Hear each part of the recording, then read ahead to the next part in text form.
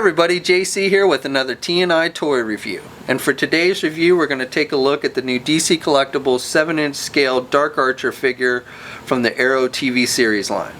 Now this figure comes packaged in the same style of packaging we've seen with all the Arrow figures. You've got the white and green borders, you've got the figure along with the accessories clearly displayed in the window box packaging. Off to the side we have a close-up look at the figure, and it tells us this is figure number 5 in the series.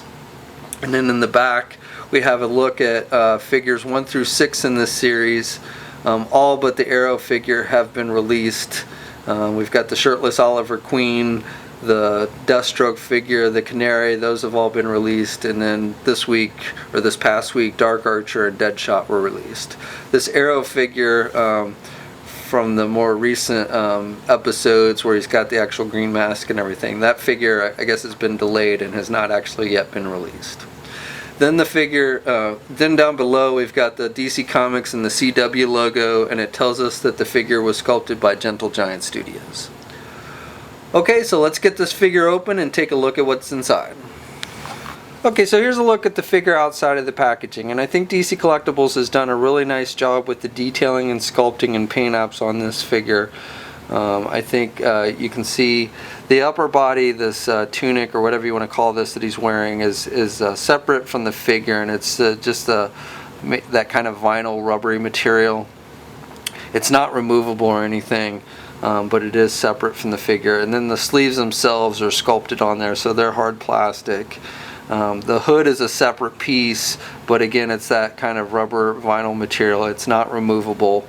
You can pull the hood back if you want, kind of like with the Arrow figure from that box set that they did, and he's just got this all black hood where you can see his eyes and some skin tone around the eyes and stuff, but otherwise it's just all black.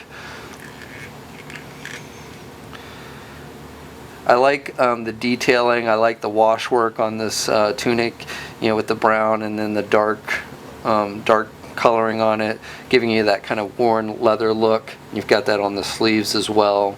I like the strap. I like the little beads on the strap that goes around his back, holding his quiver. The quiver is not removable. It's separate. It's glued on there, but it's not removable. But again, I like this beadwork on it. He's got all black arrows in his quiver, and those are not removable. Again, some nice little detailing on his sleeves. He's got these little tassel pieces that hang off his sleeves. Some texture sculpting here on this arm guard. And then his pants, again, are all hard plastic, but I like how they've sculpted the wrinkles and everything on his pants. And then his boots, he's got these gold tip boots, and you can see the zipper on the side of the boots, and the strap and the laces on the boots are all sculpted. So just again, some really nice detailing on the figure overall. Now one thing I do want to point out is that he's got something on his chest here, or his chest area. Looks like maybe it's supposed to be some kind of blue crystal or something. I assume it's a light blue. I don't really know what it's supposed to be. I don't recall anything in the series with that. I suppose it could even be a paint error, but I don't think so. It looks like it's something that's supposed to be there. I just don't know what it's really supposed to be. But just wanted to notate that. It may have been something that he had in the first season that I don't remember. But again, I just wanted to point that out. So the figure comes with a compound bow, and it's all black. So nice detailing as far as sculpting go. Pretty simple paint app though. It's just, again, a basic black. And then it's got that elastic kind of rope for the bowstring. And then he can hold the bow in his left hand. You just kind of have to slide it through his fingers, and he holds the bow pretty good. And then he comes with an arrow, one arrow, and this is actually not his arrow. It's one of Green Arrow's, or one of Arrow's arrows, and it's got the green tip arrowhead, black base, and then the green and yellow feathers, just like Arrow's, the arrows that Arrow uses. Say that 5 times fast. And so on his right hand, he's got the little opening between his fingers, like we've seen with the arrow figure. So you can kind of squeeze that arrow, the end of the arrow in there, so he can hold the arrow. And with the articulation on the figure, you can kind of get him in a bow firing pose. And you can kind of pull the bowstring back and have him hold it. So pretty much same kind of articulation on this figure as we saw with the arrow in that box set 2-pack that was released last year. So the figure stands just about 7 inches tall if you count from his feet to the tip of his hood. And he's basically the same height as that arrow figure from that box set I mentioned before. You can see here they're about the same height. And again, he's about the same height as the Deathstroke figure. And then he's a little bit taller than the Canary figure. So I'd say the overall scale is pretty decent for this figure.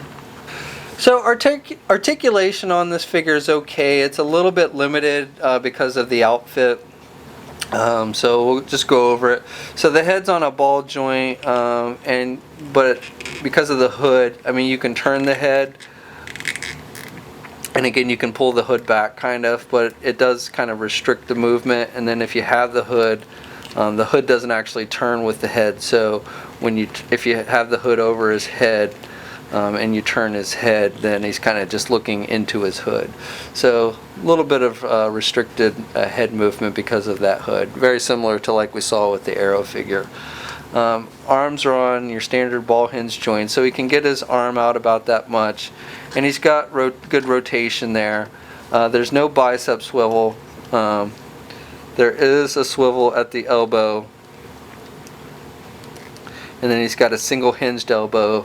But he can only bend his elbow with the way the arm is sculpted about that much.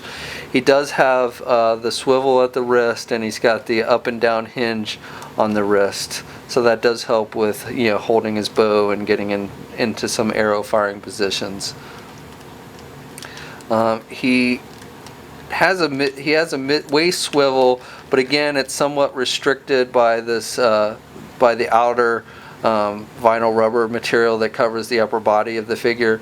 So that again it somewhat restricts the movement a little bit, but he does have a waist swivel. I can't tell 100%, but I don't think he has an ab crunch. And then he can get his legs out about only that much, again because of this material that kind of restricts his movement, and it also kind of restricts his movement forward and back as well. So basically that's where this figure is kind of limited, is he doesn't have a lot of leg movement because of how far down this rubber material covers the legs. He does have double jointed knees, so he's got good bending at the knees, no thigh swivel or anything, and he does have ankle pivots, so he's got good movement at the ankles, and then one peg hole on the bottom of his foot. Okay, so that's my review. Overall, I think this is a really nice looking figure. I think it fits in well with your other Arrow figures. If you've been collecting the Arrow line, and I think you'll definitely want to add this one to your collection. A little bit limited on the articulation and posability mainly because of the outfit itself. But other than that, I think this is a pretty solid figure and definitely looks good. Again, nice paint apps. Nice detailing and everything in that regard. So this figure is hitting shelves. It hit shelves last week along with the Deadshot figure, which we'll be looking at probably tomorrow. So if you want to add it to your collection, start checking your local comic or specialty shop or e-tailer.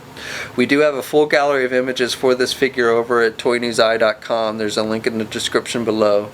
And as always, we ask, leave a comment, let us know what you think. If you're so inclined, please like the video. And if you haven't already, please subscribe to the channel. And until next time, I'll catch you later.